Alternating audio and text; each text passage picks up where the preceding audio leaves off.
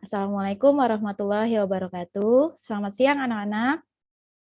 Waalaikumsalam Waalaikumsalam warahmatullahi warahmatullahi wabarakatuh. wabarakatuh. Selamat Siang, siang, Bu. Bu Guru. Ya, apa kabarnya hari ini? Baik, Bu. Baik, Bu. Alhamdulillah. Baik, Ibu. Ya, alhamdulillah. Nah, sebelum mulai, Ibu cek dulu ya kehadirannya. Apakah ada yang tidak hadir? Hadir semua? Nihil, Bu. Nihil. Oke, Nihil. Bu. Hadir, Bu. Alhamdulillah, baik. Nah, untuk itu, sebelumnya mari kita membaca doa terlebih dahulu. Untuk Ayu Pujiati, silahkan pimpin doa untuk teman-temannya. Oke, baiklah teman-teman, sebelum kita mulai belajar hari ini, mari kita berdoa sesuai dengan kepercayaan kita masing-masing. Berdoa mulai. Selesai. Ya, terima kasih. Nah, kenapa kita harus berdoa? Nah, hal ini ditujukan agar pembelajaran hari ini kita dapat memahaminya dan bermanfaat untuk kehidupan nanti. Nah, untuk meningkatkan semangat nasionalisme bagi kita, maka mari kita menyanyikan lagu Bagimu Negeri. Hitungan 1, 2, 3, dimulai. 1, 2, 3.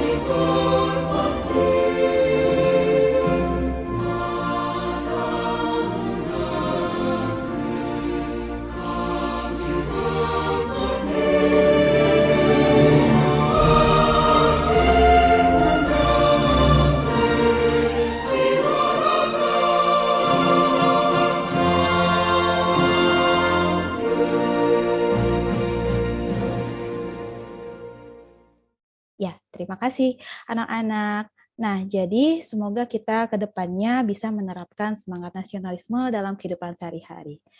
Oke, hari ini Ibu akan menerangkan atau menyajikan materi mengenai praktik perlindungan dan penegakan hukum. Dengan materi pokoknya yaitu konsep perlindungan dan penegakan hukum serta pentingnya perlindungan dan penegakan hukum. Nah, untuk link materinya, kalian bisa membuka Google Classroom. Di situ Ibu sudah men-share linknya untuk kegiatan literasi kalian di rumah nanti. Nah, untuk memulai kegiatan atau materi hari ini, Ibu punya pertanyaan nih. Coba kalian bayangkan bagaimana apa yang akan terjadi apabila di keluarga, di sekolah, di masyarakat kita tidak ada aturan. Apa akibatnya? Ada yang tahu? Hidupnya akan kacau, Bu Guru. Hidupnya akan kacau. Ada yang lainnya? Tidak teratur, Bu. Oh, tidak teratur. Oke, baik. Nah, jadi dari apa yang disampaikan oleh teman kalian, bahwa itu adalah akibat yang ditimbulkan apabila dalam kehidupan ini tidak ada hukum. Lalu apa yang terjadi apabila setiap pelanggaran dibiarkan begitu saja? Ada yang bisa jawab? Bagaimana? Jadi kejahatan, Bu. Oh, adanya tindakan kejahatan. Oke, terus ada yang lain?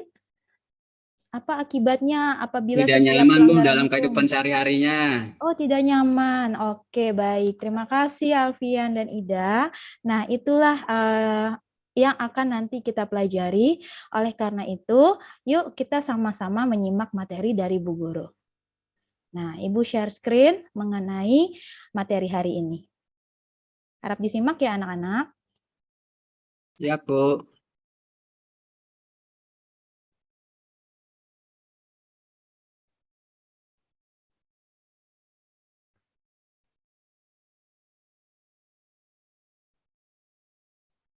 Oke, apakah sudah terlihat semua? Belum, Bu. Proses, Bu. Oke, baik. Ya, sudah terlihat ya? Sudah, Bu. Ya, jadi seperti yang Ibu sampaikan di awal bahwa materi hari ini yaitu mengenai konsep perlindungan dan penegakan hukum, dan yang kedua pentingnya perlindungan dan penegakan hukum.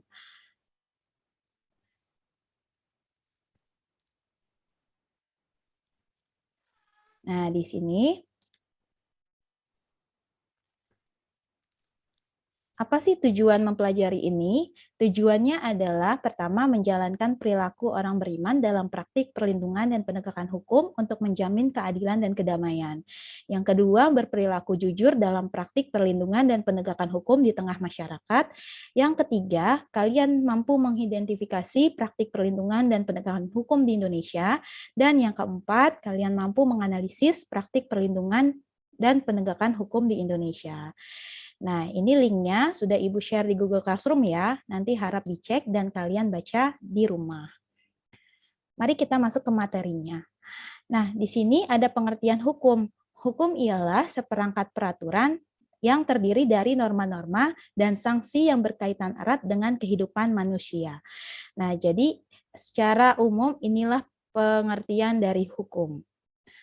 Lalu di sini ketika hukum itu isinya peraturan-peraturan, maka sifat hukum apa saja? Nah, di sini hukum merupakan peraturan dalam masyarakat yang mempunyai sifat mengatur dan memaksa setiap orang di dalamnya untuk mengikutinya. Nah, ada yang tahu nggak apa arti hukum memiliki sifat yang mengatur? Ada yang tahu? Apa arti hukum itu mengatur? Nah, jadi hukum Ya, itu, saya Ibu. iya silahkan Titi. Iya, jadi hukum itu mengatur kehidupan masyarakat, Bu. Iya, Di situ kehidupan masyarakat, kan di sana ada norma, ada peraturan, itulah yang mengatur kehidupan masyarakat agar tertib, begitu Bu. iya semuanya. Terima kasih Titi. Silahkan beri aplaus untuk Titi semua. Ya, jadi yang dimaksud hukum itu mengatur adalah peraturan di dalam hukum tadi guna mengatur tingkah laku dalam kehidupan bermasyarakat, baik di kehidupan keluarga, masyarakat, sekolah, ataupun berbangsa dan bernegara. Yang kedua, sifat hukum itu memaksa. Apa artinya memaksa? Ada yang tahu? Saya, Bu. Iya, silahkan. Siapa? Heni. Ya, kalau memaksa itu artinya begini, Bu. Hukum itu, aturan itu dibuat kalau tidak ditaati, nanti akan diberikan sanksi, Bu. Gitu, Bu. Oke, terima kasih Heni. Tepuk tangan dulu untuk Heni semuanya. Nah, jadi hukum itu memaksa artinya adalah semua golongan itu wajib menaati peraturan yang ada. Seperti itu. Lanjut materinya, yaitu ini dia, ciri-ciri hukum. Nah, ciri-ciri hukum itu ada dua. Yang pertama, adanya perintah atau larangan, dan yang kedua, adanya sanksi. Jadi, ketika sudah ada perintah berupa larangan dalam bertingkah laku di kehidupan sehari-hari, maka ada pula sanksi. Ada yang tahu sanksi itu apa? Aman. Hukuman, Bu. Hukuman, Bu. Oke, terima kasih semuanya. Iya, sanksi itu adalah hukuman. Dan di Indonesia sendiri itu ada berbagai macam sanksi. Ada sanksi apa aja anak-anak? Sanksi denda. Sanksi pidana, Bu. Pidana, denda, terus apa Sanksi lagi? perdata, Hilang, Bu. Hilang, perdata. Oke, banyak sekali ya sanksi-sanksi yang ada di Indonesia. Oleh karena itu, sanksi yang telah kalian sebutkan tadi, Ibu singkat menjadi sanksi-sanksi mararunda. Ada sanksi mati, ada sanksi penjara, ada sanksi kurungan, dan ada sanksi denda. Jadi itulah sanksi-sanksi yang terdapat di Indonesia. Nah, selanjutnya, Indonesia itu ternyata adalah negara hukum. Nah, ini dibuktikan dengan penjelasan di Undang-Undang Dasar Negara Republik Indonesia tahun 1945 pasal 1 ayat 3 yang berbunyi negara Indonesia adalah negara hukum. Nah, karena negara Indonesia adalah negara hukum, maka di situ banyak produk hukumnya. Ada yang tahu apa saja produk hukum di negara Indonesia? Pidana, perdata, tata negara, Bu Guru. Oke, terima kasih Henrida. Ada yang lain? Produk Ada hukum. undang-undang, Omnibus Law, Bu. undang-undang, Oh, ada ada. peraturan daerah, ada peraturan perda, perkup, presiden apa ya Bu ya, peraturan instruksi presiden ya Bu ya, Keputusan Presiden. keputusan presiden. Iya, terima kasih semuanya. Nah, jadi sebagai negara hukum, bukti selanjutnya adalah Indonesia punya yang namanya produk hukum. Di antaranya Undang-Undang Dasar 1945, lalu adanya undang-undang. Lalu yang ketiga adanya keputusan presiden, ada yang namanya peraturan daerah, dan lain sebagainya. Lalu selanjutnya, apa sih arti perlindungan dan penegakan hukum itu sendiri? Menurut Philippus M. Hajon, perlindungan hukum adalah perlindungan akan harkat dan martabat serta pengakuan terhadap hak-hak asasi manusia yang dimiliki oleh subjek hukum. Siapa subjek hukum, anak-anak? Siapa subjek hukum? Ada yang tahu? Masyarakat. Masyarakat, iya Ida, betul sekali. Nah, jadi perlindungan hukum menitik beratkan pada perlindungan hak-hak asasi manusia setiap orang. Selanjutnya, ini adalah salah satu contoh perlindungan hukum, yaitu perlindungan hukum terhadap konsumen yang diatur dalam Undang-Undang Nomor 8 Tahun 1999 tentang perlindungan konsumen. Nanti ini kalian bisa explore melalui internet ya. Nah, selanjutnya, ya baik. Selanjutnya adalah penegakan hukum. Di sini ada pendapat menurut Jimli Asidik, di mana penegakan hukum ini adalah proses dilakukannya upaya untuk tegaknya atau berfungsinya norma-norma hukum secara nyata. Nah, jadi penegakan hukum ini artinya usaha yang dilakukan agar peraturan itu bisa dilaksanakan dengan sebagaimana mestinya.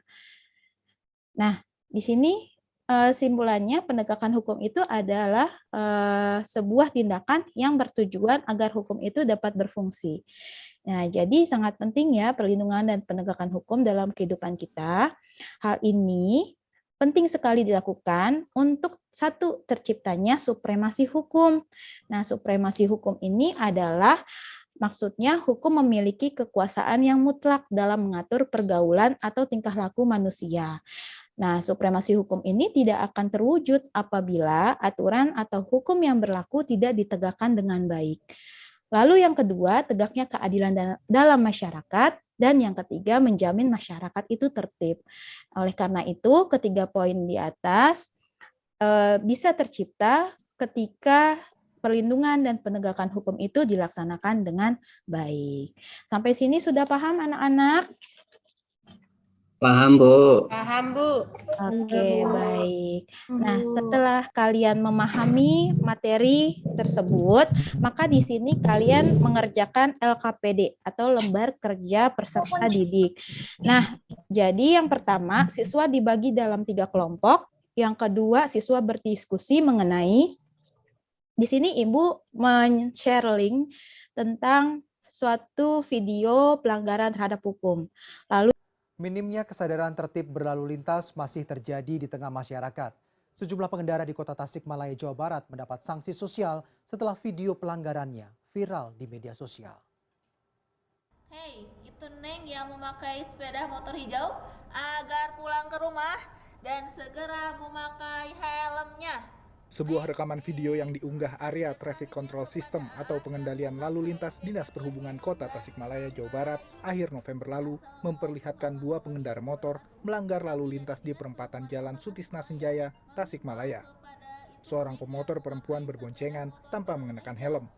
Tak lama berselang, pengendara laki-laki juga berkendara tanpa mengenakan helm. Keduanya harus ditegur petugas ATCS Dinas Perhubungan melalui pengeras suara. Malu menjadi pusat perhatian, pengendara ini menerobos lampu merah hingga membahayakan keselamatan. Video ini pun menjadi viral di media sosial. Ya, sedang bertugas kita lagi memantau CCTV di semua simpang gitu. Ternyata ada pelanggaran.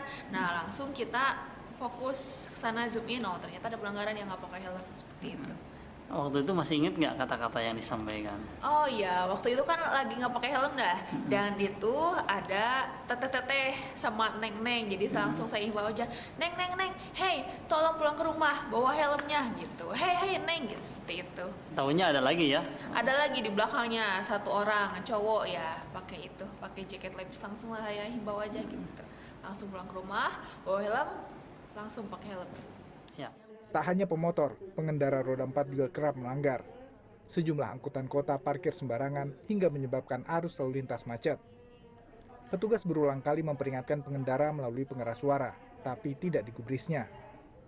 Dinas Perhubungan Kota Tasikmalaya mencatat, pelanggaran lalu lintas di pusat kota mengalami penurunan 20% setelah dipasang CCTV. Meski demikian, kesadaran tertib lalu lintas diakui masih minim. Kebetulan operator ATCS sedang memantau situasi arus lalu lintas. Terdapat pelanggaran sepeda motor yang tidak menggunakan helm 2 orang, dan kita melakukan himbauan terhadap pengendara tersebut untuk segera pulang ke rumah dan mengambil helm. Dengan belum adanya kamera CCTV, sekitar 20% terjadi penurunan pelanggaran menggunakan helm, terutama menggunakan helm gitu. Hingga awal Desember, video viral ini sudah ditonton lebih dari 6.000 orang. Sejumlah warganet pun ikut membanjiri komentar pada postingan video ATCS di subkota Tasikmalaya ini. Deden Rahadian, Tasikmalaya.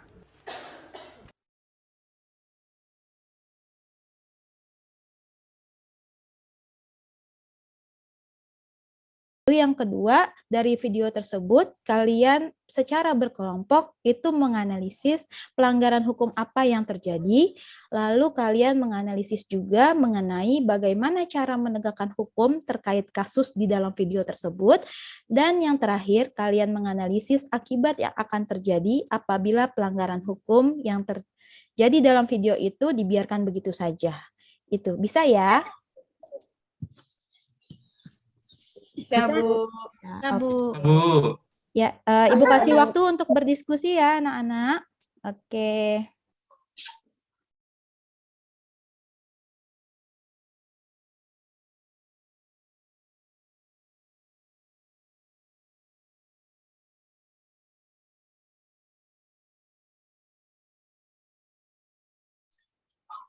Ya, bagaimana diskusinya? Sudah selesai? Sudah, Bu. Ya, Bu. Oke, baik. Ayo, siapa yang mau maju pertama untuk mempresentasikan hasil diskusinya? Ada yang mau presentasi yang pertama? Atau Ibu tunjuk? Bu, tunjuk aja, Bu. Oh, kelompoknya Neti ya? Neti kelompok berapa? Kelompok 3, Bu. Oke, silahkan presentasi Neti. Oke, baik, Ibu. Terima kasih. Kami dari kelompok 3, anggota kelompok kami adalah saya sendiri, kemudian Alfian, Slamet, dan Ayu. Berdasarkan hasil kerja kelompok kami, Ibu, kelompok kami di sini menuliskan yang pertama, setelah melihat video yang telah Ibu berikan, maka kami dari kelompok 3 sepakat hasil diskusinya seperti ini, Bu. Berdasarkan video di atas, pelanggaran hukum apa yang terjadi? Di sini kami kelompok 3 melihat pelanggaran hukum yang terjadi di video ini yaitu pelanggaran lalu lintas, Ibu. Kemudian yang kedua, bagaimana cara menegakkan hukum terkait kasus video di atas? Jadi, hal yang harus dilakukan oleh aparat kepolisian untuk mengatasi kasus seperti video di atas, yaitu pelanggaran lalu lintas. Jadi misalkan petugas kepolisian itu bisa mengadakan razia, Ibu. Jadi diperiksa STNK, SIM, dan kelengkapan kendaraan lainnya seperti kaca spion dan lain-lain. Tujuan diadakannya pemeriksaan seperti itu supaya pengguna jalan dapat menaati tata tertib yang telah ditetapkan sehingga mengurangi kasus pelanggaran pelanggaran lalu lintas maksudnya Bu. Kemudian selain untuk mengurangi kasus pelanggaran lalu lintas supaya terhindar dari kecelakaan misalnya seperti itu Ibu.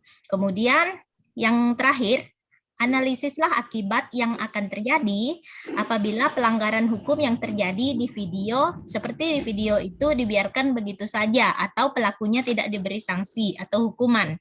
Jika dibiarkan Ibu, maka akan semakin banyak jumlah orang atau masyarakat yang melakukan pelanggaran lalu lintas sehingga berefek ke seperti yang sudah kita bahas tadi, akan terjadi kekacauan. Jadi akan semakin banyak orang-orang yang akan melanggar aturan lalu lintas. Seperti itu Ibu. Mungkin ada teman-teman yang lain yang mau menambahkan? Terima kasih Bu. Iya, terima kasih Neti untuk pemaparannya dari kelompok 3. Ada tanggapan dari yang lainnya?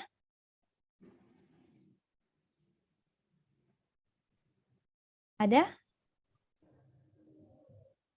Baik, kalau tidak ada. Oke, terima kasih. Beri aplaus dulu untuk kelompok 3 semuanya.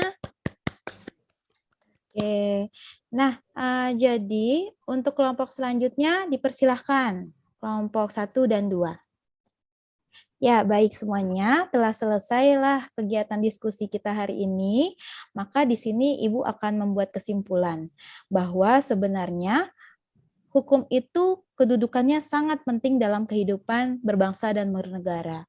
Ini bertujuan agar tidak ada lagi pelanggaran hukum yang lainnya. Oleh karena itu, di sini perlunya diberikan sanksi yang tegas bagi pelanggaran hukum. Nah, jadi di sini kita sudah mempelajari mengenai hakikat dan konsep. Oleh karena itu, Ibu ingin bertanya nih, sudahkah mengerti anak-anak mengenai pelajaran hari ini? Mengerti, Bu. Sudah, Bu. Mengerti Bu. Iya, alhamdulillah kalau sudah mengerti semua ya. Nah, selanjutnya kegiatan ini akan ditindaklanjuti melalui soal evaluasi anak-anak. Jadi setelah kalian paham mengenai materi hari ini, Ibu ingin melihat kognitif kalian terkait materi hari ini. Oleh karena itu, nanti di rumah kalian buka link quizzes ini ya. Nah, jadi isinya berisi pertanyaan dan jawaban.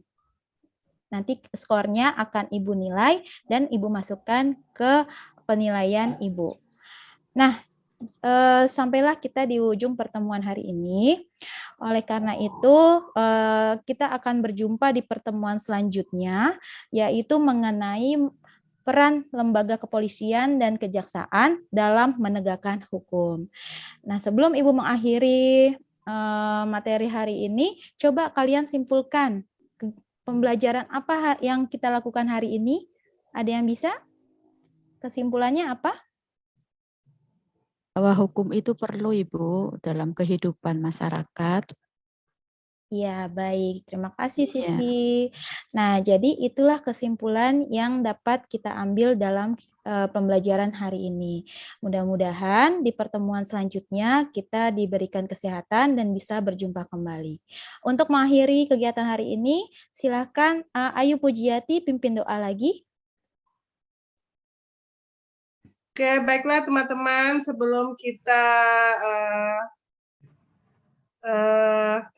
pulang, marilah kita berdoa sesuai dengan kepercayaan kita masing-masing. Berdoa mulai. Selesai. Ya, anak-anak, terima kasih atas partisipasinya dalam kegiatan pembelajaran hari ini. Mudah-mudahan ilmu yang kita pelajari hari ini bermanfaat di kemudian hari. Sampai jumpa pertemuan selanjutnya. See you next week.